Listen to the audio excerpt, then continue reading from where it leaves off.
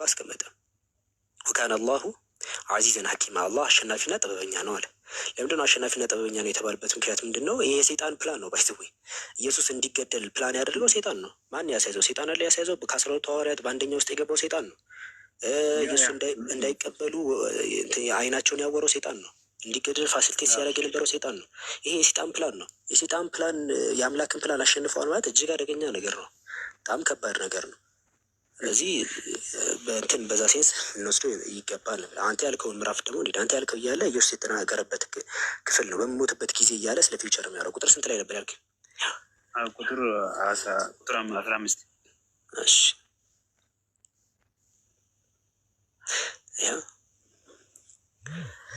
እሺ ያው ወሰላሙ በካሜር በዚህ ላይ ወሰላሙ አሌ የው መውሊድቱ አለ በተወለድኩበት ቀን አለ የተወለድበት ቀን በሚሞትበት ቀን ይላል።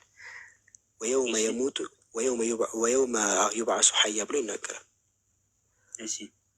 ይሄ በሚሞትበት ያው ሆኜ በምነሳበት ቀን ነው የሚለው። ወደፊት እኮ ነው በተነሳውበት የሆነ ነገር አይደለም እየተናገረ ያለው። ስለዚህ ስለ ፊውቸር ነው እያወራ ያለው። ገና በተወለበት ቀን በሚሞትበት ቀን ህያው ሆኖ በሚነሳበት ቀን ያው ህያው ሞተ ህያው ሆኖ ተነሳ እኮ አይደለም እያለ የሚናገረው ስለ ወደፊት ነው የሚናገረው። በሚነሳበት ቀን ይላል። በሚነሳበት ቀን ወደፊት ይሞታል እኮ ተመልሶ ሞቶ ታውቃለህ። እዛው ቅድም ያልኩበት ምዕራፍ ላይ ላሳይክ። እዛው ቅድም ያልኩበት ምዕራፍ ላይ ከመምጣቱ በፊት በሱ እንደሚያምኑ ይናገራል። ቆይ ላሳይክ። ሰዎች ሲመለሱ ሀዲስም ላይ ያለ ሀዲስን ማሳያለው። በሚመለስበት ሰዓት ላይ መስቀል ይሰባብራል ምናምን ነገር እናንተ በስህተት ያመናችሁትን ነገር ሙሉ ስህተት እንደሆነ ይናገራል። መጥቶ ማለት ነው መስቀሉን ይሰባብራል ምናምን በመጽሐፍ ቅዱስ ይናገራል። እንደዛ ያው እዚህ ጋር ላሳይክ፣ ቁርአኑ ላይ ላሳይክ። መጽሐፍ ቅዱስ አይመጣለን። ያው በረፋውላ ኢለይ ካለ በኋላ ይልቁኑ አላህ ዒሳን ወደ እርሱ አነሳው ከአላህ አሸናፊና ጥበበኛ ነው ብሎ ከተናገረ በኋላ ይናቀጠል አድርጎ ምን ተናገረ? ወኢን ሚን አህሊል ኪታብ አለ ከመጽሐፉ ሰዎች እርሱ ሰዎች ከመሞቱ በፊት አለ እንደሚሞት እናገራለን። ከመሞቱ ከወሰደ በኋላ ወደፊት መጥቶ ከመሞቱ በፊት ኢላ ለዩእሚነነ ቢሂ ቀብለ መውቲህ አለ። ከመሞቱ በፊት ያምኑበታል። አሁን በመጣ ጊዜ ያሉ ሰዎች በአጠቃላይ ያምናሉ፣ ሲመለስ ማለት ነው።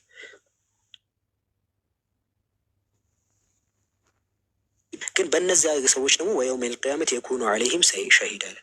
እነሱ ላይ መስካሪ ይሆናል። እነዛ እኔ አላልኩም ይላል። ባይዘወይ እንደሚመሰክር እንደሚናገር ታውቃለህ። ቁርአን ይናገራል። ሱረቱል ማኢዳ ላይ እኔ አላልኳቸውም በማለት ይናገራል። አምልኮ አላልኩም በማለት ይናገራል። እና ይሄ ነው ያለው ነገር ሱዲ። እሺ እሱ ኢየሱስ ክርስቶስ ማለት ነው። በእኛ የምናምንበት ነገር እኮ ሲመጣ እኮ እኛን ላሳይክ። ኢየሱስ እንደማይሰቀል የተነገረ ትንቢት ላሳይክ አንድ ቢያንስ።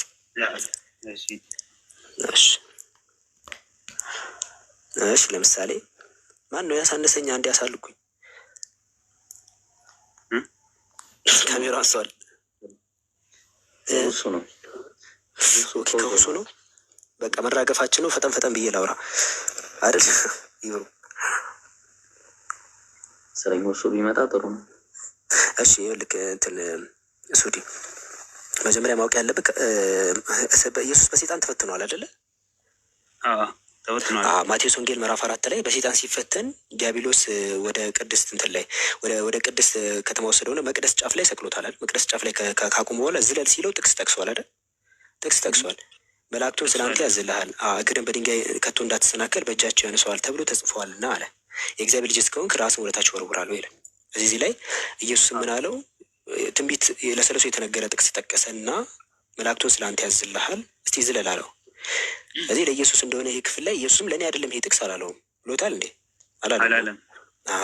ይሄ ክፍል ላይ ለኢየሱስ ከሆነ የት የተጠቀሰው ብለህ ስትመለከት መዝሙረ ዳዊት ምዕራፍ 91 ላይ ነው ያለው። ወደ ክፍሉ ስንሄድ ማለት ነው ይኸው መዝሙረ ዳዊት ምዕራፍ 91 ላይ እንግዲህ ቀድሞ የተጻፈ ነው። እንግዲህ ምዕራፍ 91 ላይ ከቁጥር 10 ጀምሮ እንመልከት። ምን ብሎ ይናገራል? እንግዲህ ለኢየሱስ ከሆነ ያ ክፍል እየተነገረ ያለው ሁለቱም ተስማምተዋል። እንግዲህ ኢየሱስ ከሆነ የተነገረ ያለው ምን ብሎ ይናገራል? ክፉ ነገር ወደ አንተ አይቀርብም አለ፣ መቅሰፍትም ወደ ቤት አይገባም፣ በመንገዱ ይጠብቁ ዘንድ መላእክቱን ስላንተ ያዝልሃል አለ። ሰይጣን የጠቀሰው ነው ክፍል ላይ እግርን በድንጋይ እንዳትሰናከል በእጃቸው ያነሱሃል አለ እንደሚል ተናገራል። ከዛ ቁጥር 14 ላይ በእኔም ተማምሏልና አስጥለዋለሁ አለ።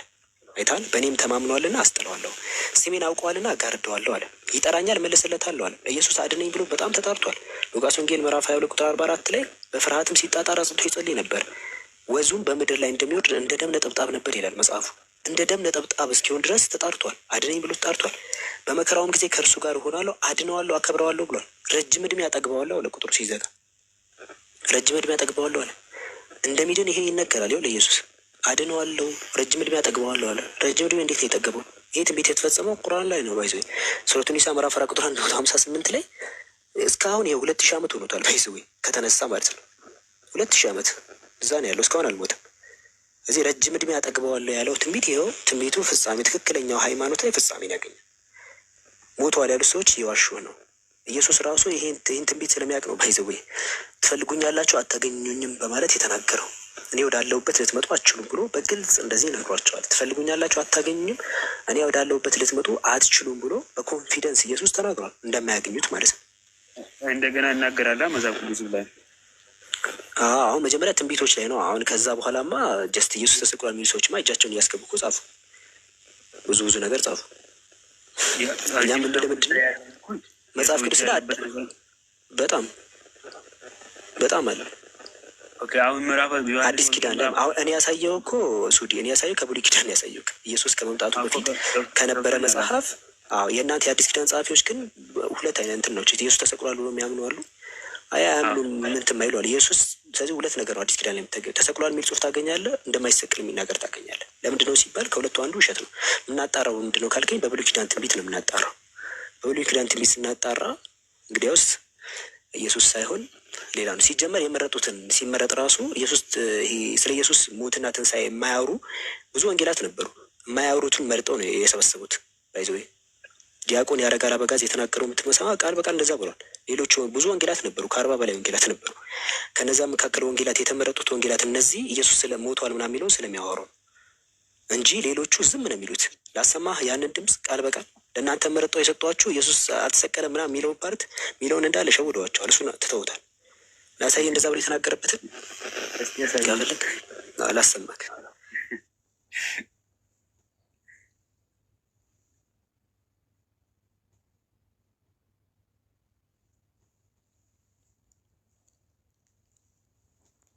እሺ ቆይ እንፈልግልህ። ቪዲዮን አለ አውጣልክ። አንደኛው ስልክ በቪዲዮ ነው እንጂ መዋዘፍ የለም።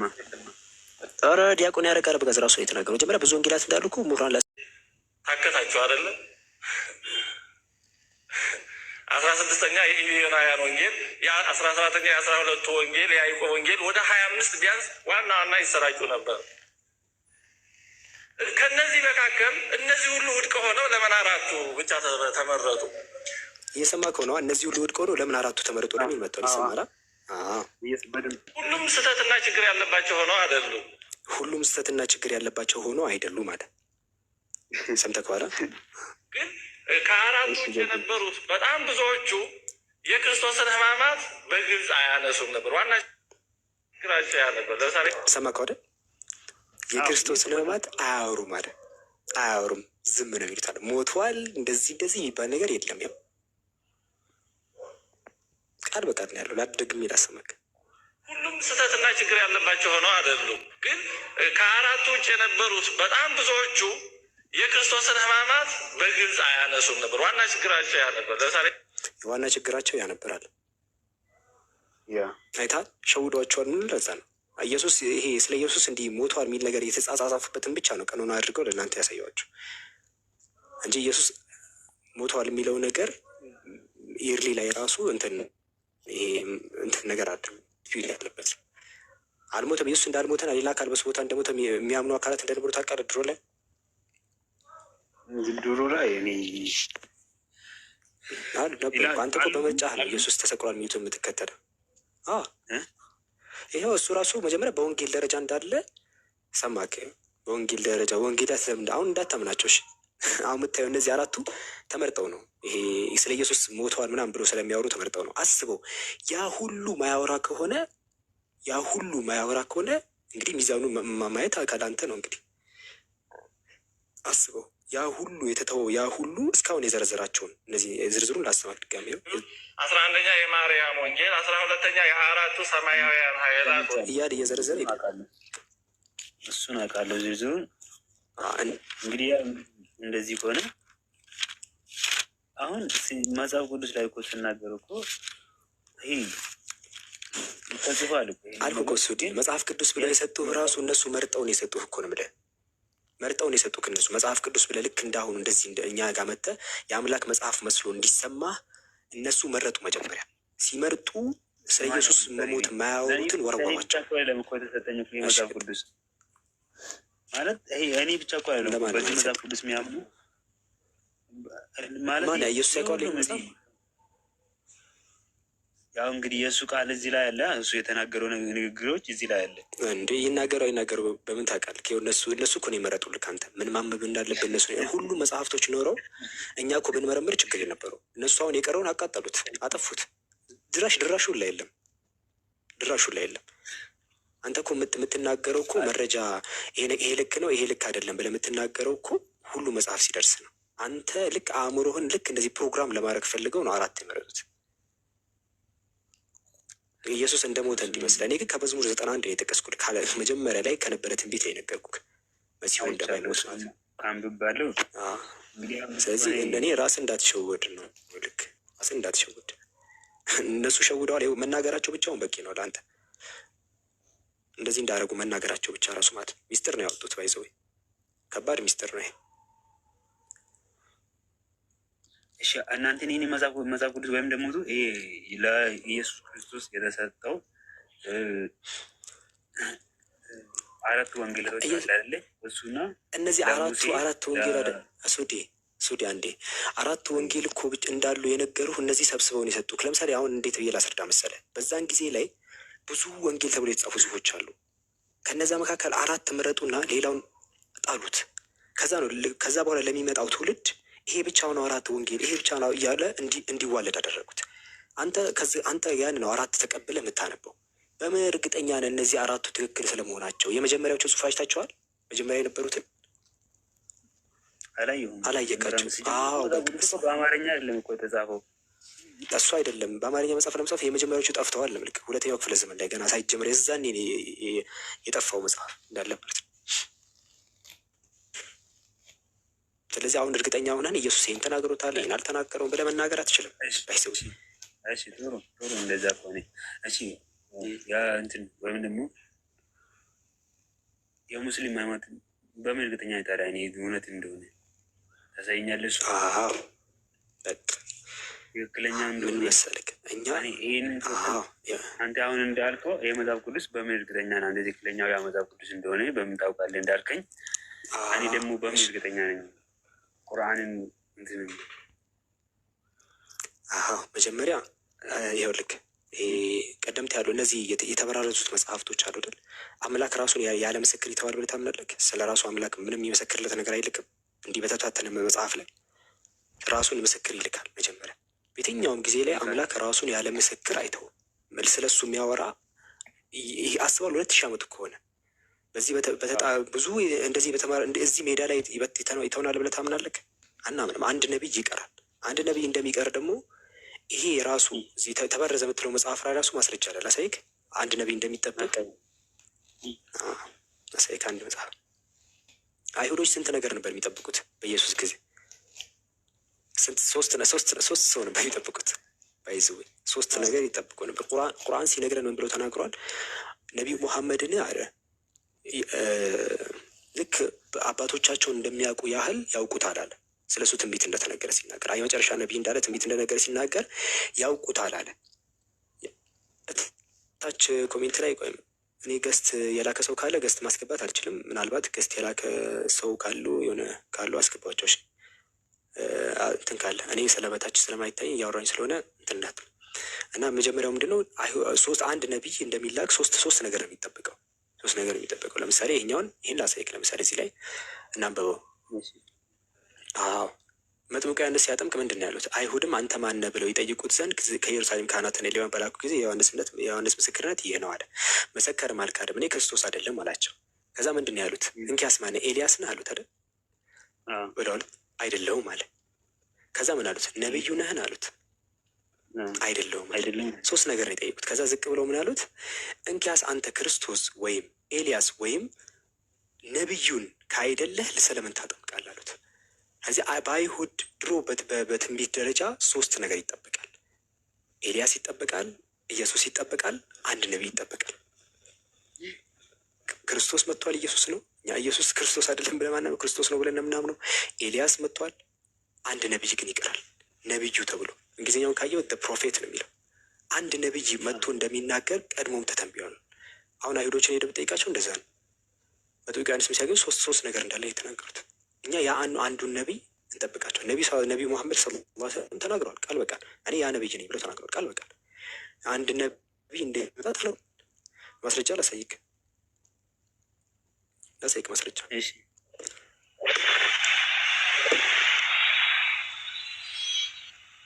ይኸው እዚህ ላይ ላሳይክ።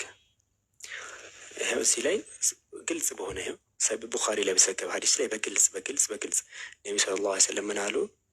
ይኸው አይ አም ዘ ፕሮፌት ዚ ፕሮፌት ፕሮፌት አይደለም ያ የተነገረው ዘ ፕሮፌት ነው። እንግሊዝኛው የሚለው ቅድም ያ ነቢዩ ነህን ያለበት ላይ አሪው ዘ ፕሮፌት ነው ያሉት። ያ ነቢይ ነክ ያ የተተነበየው ነው።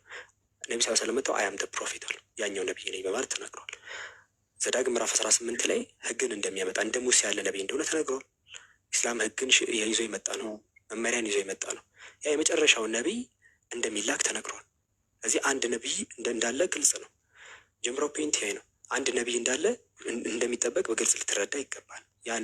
በአንድ ነቢይ እንደሚመጣ ያ ነቢይ ደግሞ ዘዳግም 18 ልክ እንደ ሙሴ ያለ ነቢይ ነው። እንደ ሙሴ ያለ ነቢይ ነው ሲባል ምን ማለት ነው? አንደኛ ህግጋትን የሚያመጣ ከባርነት ከነበሩበት ነገር የሚያስለቅቃቸው ነቢ ስ ከዛ ከጣዖት አምልኮ በአጠቃላይ ያስለቅቀዋል። ብዙ ነገር ማለት ነው። እዚህ ከሙሴ ጋር በጣም የሚያመሳስላቸው በጣም በርካታ ነገር አለ። ይሄ የመጀመሪያው ፖይንት ነው። ሁለተኛ ደግሞ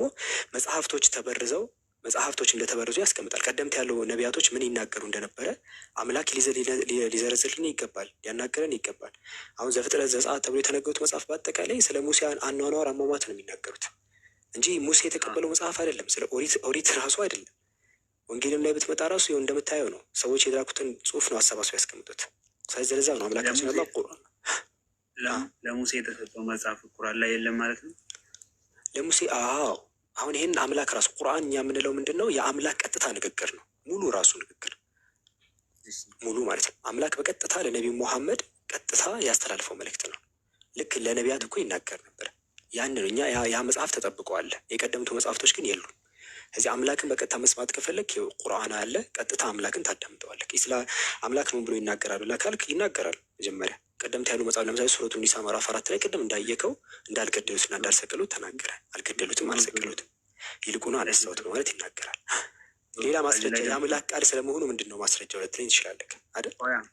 ጨርስ ከስር እዚህ ላይ ደግሞ እኔም አንድ ጥያቄ አለኝ። አሁን አንተ እንዳልከው ከሆነ ይህ ቁርአን ማለት እኮ ቀጥተኛ ከእግዚአብሔር ወደ እንትን የመጣው አልከኝ ነቢይ መሐመድ አይደለ?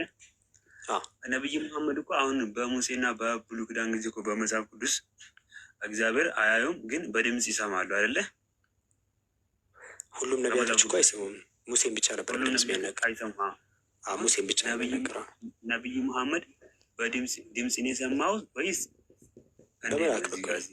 በመልአክ በኩል በቀጥታ መናግረዋል። በቀጥታም ሄደው ለምሳሌ ስግደትን በተቀበሉበት ሰዓት ላይ አናግረውታል። አምላክን በቀጥታ አናግረዋል። መረጃ ግን ቁርአን ላይ አለ፣ ሐዲስ ላይ አለ።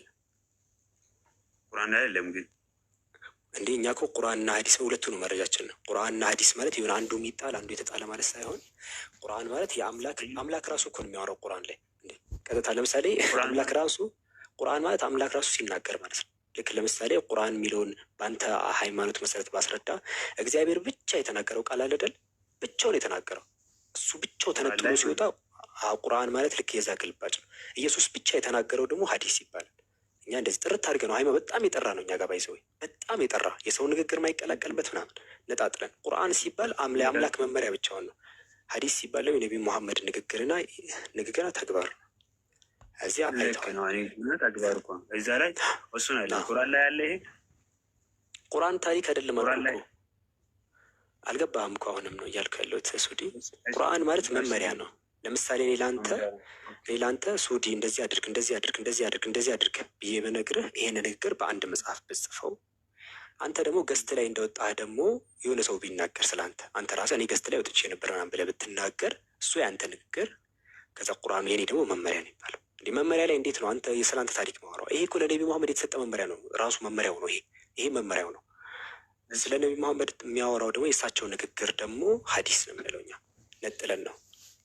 አሁን በዚህ ስቴፕ ብናደርግ መጽሐፍ ቅዱስ የሚባል መጽሐፍ አይኖርም። ባይዘው ለምን ካልከኝ ከ3 ገጽ አይወጣም። በቃ አዲስ ኪዳን እግዚአብሔር ተናገረ የተባለው አንድ አረፍተ ነገር ናት። ይሄ የምወደው ልጄ ነው የሚል ድምጽ ብቻ። ይሄ ቁርአን ይባላል። በእናንተ ከገለበጥ ነው አንድ አረፍተ ነገር ብቻ ነው ያለው። ቁርአን ስንል ይሄን ቃል ነው። ሀዲስ ስንል ደግሞ የኢየሱስ ንግግር ብቻ ተነጥሎ 2 ገጽ ነው የሚቀራችሁ። እንደዛ እንደማለት ነው። እኛ ጋር ግን የነቢ መሐመድ ተግባርና ነገሮች አሉ። ቁርአን ደግሞ የአምላክ መመሪያ ነው። እዚህ ነቢ መሐመድ እንዴት አደረጉ፣ የት ሄደው ነበረ፣ ምን ተናግረው ነበር የሚለውን ሀዲስ ላይ ማግኘት እንችላለን። ቁርአን ደግሞ መመሪያው ራሱ ነው። አምላክ ያወራበት መመሪያ ነው። አምላክ ስለ ነቢ መሐመድ እንዲተርክ ነው የፈለግከው? እዛው ቀጥታ እኮ እያዋራቸው ነው እኮ። ወዴት ነው የሚተርከው?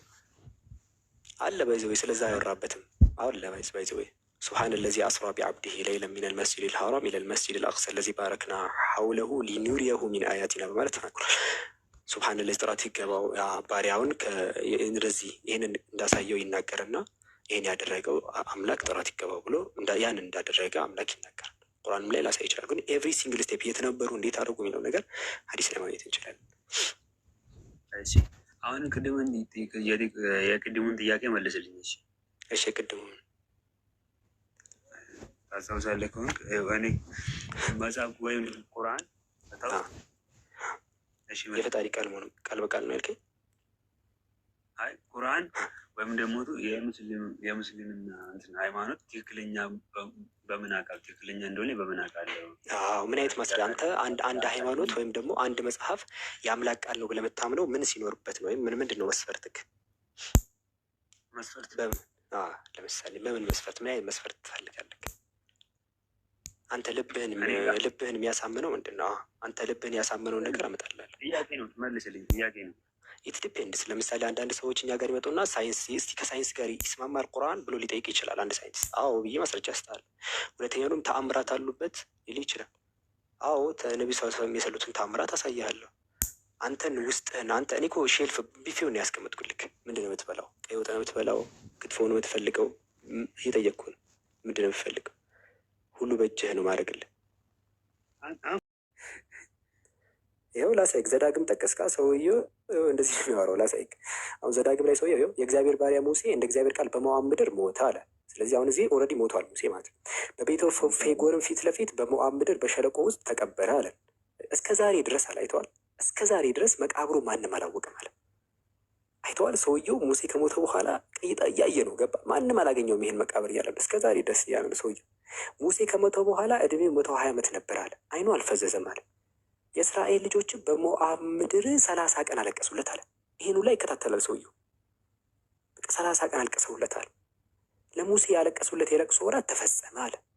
ቀጠለ። ሙሴ እጆቹ ስለጫነበት የኖ ልጅ ኢያሱ ጥበብን መንፈስ ተሞላ፣ እንደዚህ ሆነ ምናምን ሆነ እያለ ነው የሚያወራው።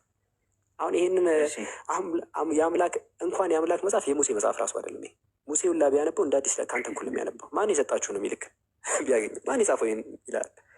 ወይ የሱ እንደዚህ እናንተ ጋር መጽሐፍ እዚህ ላይ ያለው መጽሐፍ ቅዱስ ላይ ያለው መጽሐፍ ቅዱስ ራሱ ማን ያለው? ሱዲ መጽሐፍ ቅዱስ እኮ ማንም ያለው እናንተ ናችሁ። መጽሐፍ ቅዱስ ያላችሁት ይሄን ማን ያለው?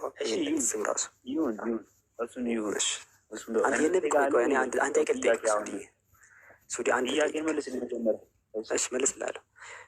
አንድ ሰው መከተል ያለበት የሰውን የታሪክ መጽሐፍ ነው ወይስ የአምላክ በነቢይ የተላከን የአምላክ መመሪያ ነው መከተል ያለበት? የአላህ መመሪያ ነው። እሱ የአምላክን መመሪያ ነው መከተል ያለበት። አንድ ሰው በቃ ጀነራል ጥያቄ። አንድ ሰው ለምሳሌ ምድር ላይ ሲኖር የአምላኩን የሰጠውን መመሪያ ነው መከተል ያለበት ወይስ ይሁን ያገኘውን የታሪክ መጽሐፍ ነው መከተል ያለበት? ኖ እሱ አይደለም። የአላህ መመሪያ ነው መከተል ያለበት። ስለዚህ ለዛም ሲባል እኛ ይሄኛውን አሁን የሆነ ሰውዬ ጻፈው የታሪክ መጽሐፍ እውነት ሊሆን እኮ ይችላል። 30 ቀን አልቅሶለት ሊሆን ይችላል ምናምን ነገር። ይሄ ግን ስለ ሙሴ የሚያወራ የታሪክ መጽሐፍ ነው። ዝም ብለህ ከፈለክ እንደ ሪፈረንስ እንደ ማጣቀሻ ዝም ብለህ ጠቅላላ እውቀት ልታነበው ትችላለህ። ግን መመሪያ መጽሐፌ ነው ግን እንዳትል። መመሪያነት የሚወጣው ከአምላክ ንግግር ነው። ከአምላክ ንግግር መመሪያ የሚወጣው እንጂ ከሰዎች የታሪክ ጽሑፍ መመሪያ አይወጣም። እሺ አሁን የኔ ጥያቄ እኮ አሁን እዚች ጋር አንተ ጋር ለመከራከር አሁን ጠይቀኝ። አሁን ደግሞ ዋናው ፖይንቱ ገብቷል። እናንተ ጋር አለ ወይስ የለም እኮ ነው ጥያቄ። እኛ ጋር ቁርአን ያለን ያው ቁርአን ሲባል ምንድን ነው ካልከኝ፣ ቁርአን ውስጥ ምን አለ በለኝ። መጀመሪያ ቁርአን ውስጥ አለ የለም ማለት ነው። ቆይ ቁርአን ማለት ይሄ ለምሳሌ አሁን ለሙሴ ምንድን ነው የተሰጠው? ኦሪት ነው የሰጠው አይደል? ለሙሴ የተሰጠው ኦሪት ነው የተሰጠው ጽፎ ተውራት የሰጠው። ለኢየሱስ የሰጠው ምንድን ነው? ተውራት የተሰጠው ወንጌል እንጂል የሰጠው። ስለዚህ ለየነቢያቶቹ ለዳዊት ምንድን ነው የሰጠው? መዝሙር ነው የሰጠው፣ ዘቡራ። ስለዚህ ለየነቢያቶቹ ምን ይሰጣቸዋል? መጽሐፍን ይሰጣቸዋል ለየነቢያቱ። ገባ? ለምሳሌ ለዳውድ ኦሪት አይደለም የሰጠው፣ እንትን የሰጠው ይሄ መዝሙር ነው የሰጠው። ለኢየሱስ ኦሪት አይደለም የሰጠው፣ ወንጌል ነው የሰጠው። ለነቢዩ መሐመድ ምንድን የሰጣቸው? ቁርአን ነው የሰጣቸው። ቁርአን የሰጠው። ግን ሁሉም መጽሐፍቶች ለምሳሌ ወንጌል ወይም ደግሞ ለኢየሱስ የሰጠው ኢንጂል ቀድሞ ከበፊቱ ስላለው መጽሐፍ ይተርካል። እንደዚህ ነበረ እዛ መጽሐፍ ላይ እንደዚህ ነበረ እያለ ይናገራል። ቁርአንም ደግሞ ሁለቱም ላይ ስለነበረው ይናገራል። ቁርአን ለእኛም መመሪያ ነው። ኦሪት ላይ ምን ነበረ የሚለውን ይነግረናል። ሙሴ ምን ብሎ እንዳስተማረ ይነግረናል። እንደዚህ ብዬ ለሙሴ ነገር ነበር ይላል አምላካችን። እንደዚህ ነበረ፣ እንዲህ ነበሩ ያደረጉት፣ እንዲህ ብዬ እንደዚህ አድርጌያቸው ነበር። እዛ ለአሁን ላሉት አይሁዶች ራሱ ቀጥታ ያናገራቸዋል። እናንተን ከግብፅ ምድር አላዳንኳችሁም ወይ እያለ ያናገራቸዋል። ቃል በቃል ይነግረናል እንዳዳናቸው ምናምን ሱረቱል በቀራ ላይ አለ። ስለ ኢየሱስ ጌታ ስለነበሩትም ይነግረናል። ለእኛም ደግሞ ስለ ወደፊት የሚመጣውንም ይነግረናል። ሁሉም ጠቅላላ አድርገው ያዘ ነው። ጥሩ ነው። በቃ እሺ፣ ኦቨርናይት የሚሆን ነገር የለም። በአንድ ጊዜ እዚህ ረጋ ብለን ደስ ያለን ጥያቄ የመጣህ ጠይቀን። እሺ፣ ምንም እንዳትፈራ። ይደነግጣሉ፣ ይናደዳሉ እንዳትል። ምንም አንደነግጥም፣ ምንም አንናደድም። ብትሰድበን ራሱ ምንም አንልም። እሺ፣ አንዳንዴ ስናናድድ ራሱ ስደበን፣ አንተ ብቻ ይግባክ። እሱ በኛ አይፈቀድም። እሺ፣ አይ ምንም እንዳትፈራ ነው። ነጻ ከዚህ ውጭ ቻናል አላችሁ ወይም ከዚህ ላይፍ ውጭ ወይም በቴሌግራም ይሁን በሌላ ነገር? እታች ቴሌግራም አለ። ከፈለገ እታች ቴሌግራም አለ። እሺ፣ እንትን አለ። ቆይ እኔም ፎሎ አድርገኝ እና ከፈለግ በውስጥ ማውራት እንችላለን። ቴሌግራም ላይ አረኩ በቃ በውስጥ ጻፍልኝ፣ እጽፍልሃለሁ። እኔም ፎሎ አድርገኝ እጽፍልሃለሁ። ቴሌግራም ላይ ደስ ያለን ጥያቄ ልጠይቀኝ ትችላለህ። እዚህ ጋር አቡበከርን ፎሎ አድርጎ ከላይ ሁለቱንም ፎሎ ቻናሉን ይኸው ተቻናል ላይ የሚጻፉ ነገሮችን ማግኘት ከፈለግ አሳይክ። እሺ ቆይ ወደዚህ ነው። እሺ ይኸውና ቻናላችን። ያልገባችሁም ካላችሁ ግቡ ጋይስ። ይኸው ቾትናት ሊንኩ ይኸውና። ከፈለጋችሁ አትጽፋችሁ ፌዝ ትሩዝ 22 ማለት ትችላላችሁ። አትን ብቻ ጽፋችሁ ወይም ደግሞ ይሄንን መጻፍ ትችላላችሁ። አትብላችሁ መጻፍ ትችላላችሁ። ላስልክ። እሺ ያው እንደዚህ መጻፍ ትችላላችሁ። ያው እንደዚህ አትብላችሁ ጽፋችሁ ማግኘት ትችላላችሁ። እንደዚህ ፌዝ ትሩዝ 22 ካላችሁ እዚህ እንደምትሉት ሊንክ ይሆናል። ሊንኩ ስትሉት ያደርሳችኋል ወደ ቻናል ማለት ነው። ስለዚህ ብላችሁ እንደዚህ ትጽፋላችሁ። ይሄንን እዚህ ጋር ከዛ ፌስ ስፔስ ሳሰጡ ፌስ ዘትሩዝ ይታለ ፌስ ዘትሩዝ ትሉና ቁጥር 22 ፌስ ዘትሩዝ 22 ትሉና ሴንድ ትሉታላችሁ ቴሌግራማችሁ ላይ። ከዛ ስትጫኑት ወስዳችኋል። ሲምፕል አሳት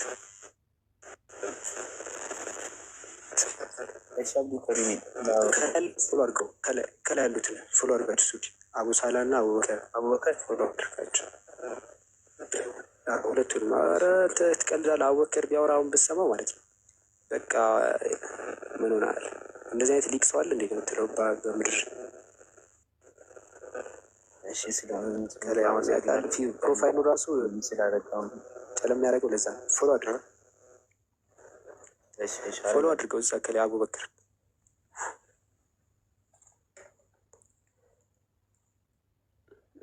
እሺ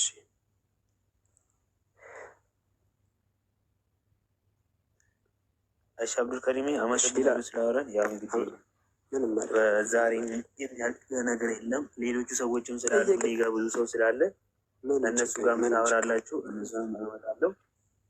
እንደገና ደግሞ አንድ 20 ሰውንን ከእነሱ ጋርም ታወራላችሁ። ያው ብቻ እኔ ወደ ሊባችሁ ስመጣ ቶሎ አስገቡኝ፣ ችግር የለም። ምንም ችግር የለም። እሺ ምንም ችግር የለም። እሺ ምንም ችግር መልካም ጊዜ ይልክ